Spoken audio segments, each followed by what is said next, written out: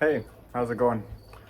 So, Razi and I just tried to get a session going, but it turned into rain. So we're under the patio recording something. I was gonna run all of you through all the checklists that I keep talking about and all the initial things and kind of show you how they're done and what I look for. But yeah, we kind of got rained out a little bit. If it stops here, I'll go record some after. But yeah, I just wanted to run you guys both through um, more of the business side of things. And you said just you guys were commenting on lack of confidence in abilities and feeling unprepared. Um, and to be honest, I still oftentimes feel very similarly when I drive up to a client for the first time. First sessions for me are the worst. I tell almost everyone, even the client, first sessions, they're just, you're trying to get a read of the horse, the client, their expectations, their goals. You're trying to please everyone. You're trying to give a good service and give them their money's worth. And there's a lot of pressure that you can put on yourself, or that you can feel that others are putting on you, that it really isn't there. So we have talked a little bit about getting that first client or getting the first couple, where whether it's paid or unpaid, to build up clientele, to build up reputation, and find those networkers, like we talked last time, the people who know a lot of people. Oftentimes it's finding those, and when people realize that you're charging for a service and you market yourself as someone who, even if you don't know exactly how to deal with a certain issue, you will do the work, you will do the research, and you will get the job done. Not necessarily that session, but you will bring clarity to them. So that's the big one. I talked to you guys about clarity, consistency, confidence, and comfort within your training sessions. It's also about bringing that to the client as well. Razzie was watching everything. Can you come down over here? Can you be? I don't know what he keeps seeing, but he's a little out of frame.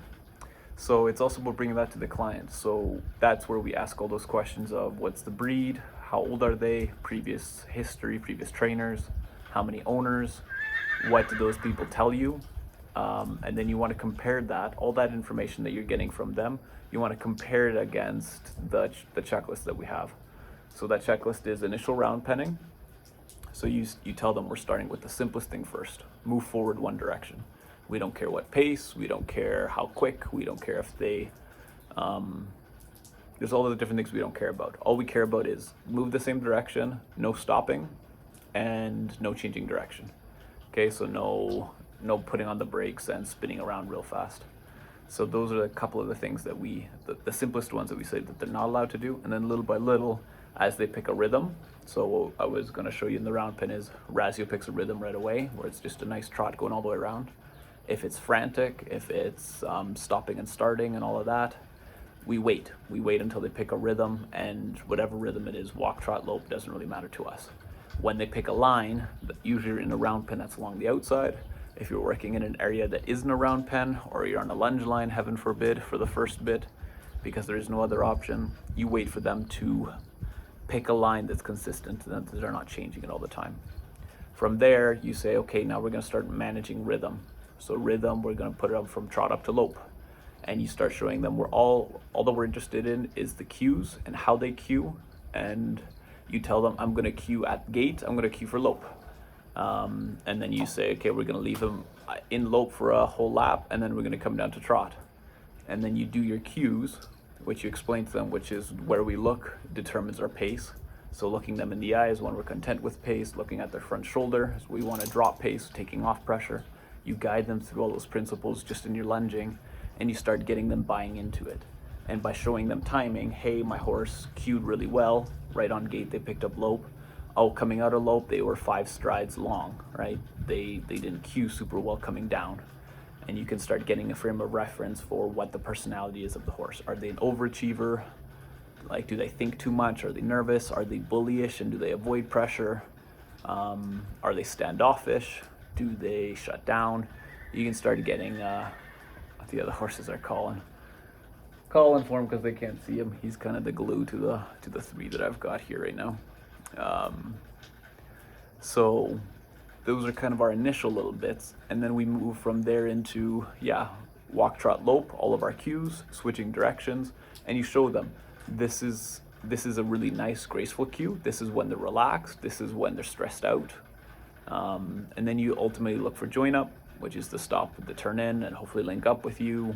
They gain confidence in you if you can get the horse to link up with you and they follow you around. That's always a good, helps people's confidence in you, especially if they haven't seen much of that done. Them realizing, hey, this person can deal with my nervous horse and have the horse trust me, or this person can deal with my standoffish or horse that bullies my space and they can respectfully stay out of their space. You can deal with all the different personalities and gain confidence, or them have confidence in you. So that's kind of what we look for in our round penning, and from there we move on to groundwork. Groundwork, we do disengage hindquarters, we do moving forward to a cue, we do just leading, like walk, stop, backwards. We check those, and we try to get them snappy and on cue. So Razio's already cueing because his snaps for me are one of my pressures or one of my cues that I use. So I can show you what's a good cue from him, because he's perfect on the ground. He's always in step, always in tune. You never have to tell him twice or ask too much. And then you can just show them this is what we would expect from a horse, and this is what we're getting, and this is what this means. And so I'm going to correct it with this thing. You show them how we build our pressure up, we escalate pressure, we get them to back off and give into pressure. When they give into pressure, we focus on second, third repetition. We have using less and less pressure. So take backing up, for example. If they don't know how to back up, if we have our bag and crop in hand, right, plastic bag on the end of the whip or whatever, we're going to show them how we increase pressure and how we escalate and we spike our pressure early to get them to back off quickly, to get a quick response. We want that moment of acknowledgement early. We don't want them ignoring us. So with Razio, if I want to cue him forward here, right, and I do a slight tug and I get an ignoring, I'm going to escalate pressure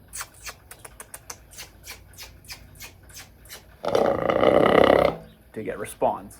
We want to escalate and we want to get a response quicker rather than later. Do you actually see the camera now? That's kind of funny. He blows when he decompresses. So we want to escalate to get a response, and then we want to show them that our cue can get softer and more smooth over time with more repetitions. So we show them clarity, then we move to consistency, and then we start showing them confidence and comfort on easy things if we can get the horse to those. So from there, we move on to other ground cues. I've got a couple more ones that I add in depending on the personality of the horse, and you can start showing them. They don't know this, or if they do know this, they're so rusty on their training, it's not showing well. You can start showing them, like, this is their anxiety type, this is how they handle it. This guy lets go of his tension real easy, this guy doesn't and he holds tension, and this is how he escalates up into higher reaction. You go explaining and talking that through with the client, so they're seeing everything you're doing, they're seeing that you're reading them well, and they can start reading the horse. And down, and down, come on. Our down cue, our head down cue is a little bad from the right side, and I never really do it sitting down. There we go.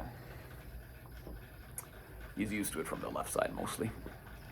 And then we move on to our riding cues, or riding from the ground. That one I can almost make a full video on, because that's going to be super big if you guys add it into your routines. It's going to mean a ton for your training. And then there's a whole series of stuff we do going up into riding.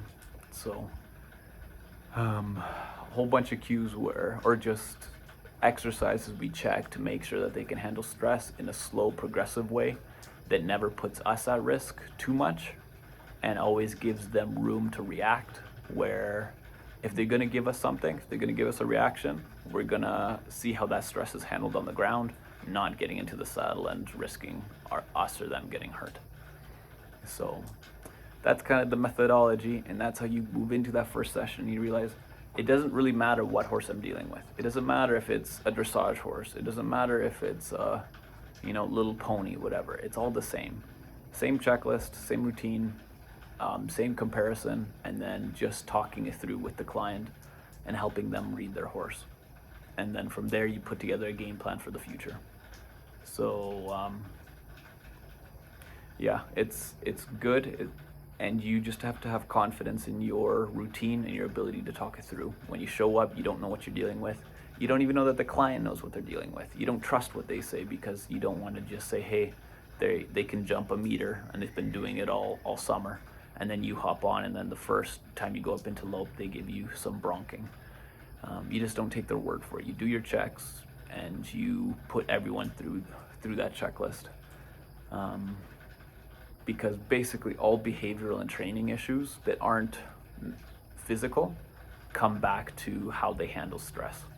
Basically all of them come back to that. All the respect ones, all the different components of that, it just comes down to how they handle stress and the pressure and release, and just those mechanisms and them being rusty. So we can fix 95% of those issues that are psychological with groundwork, moving up into riding and applying the principles the same way. So hopefully that's useful in some ways. Hopefully the audio's okay and that the dripping water isn't too loud. And this is on the phone, not the GoPro, because the GoPro was out of battery. So let me know what you think.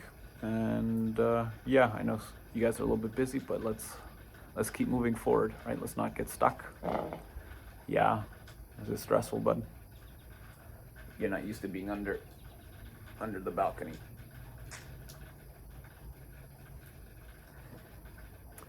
Okay, I'm gonna quickly go record a couple other things for you, and then we'll stick them away.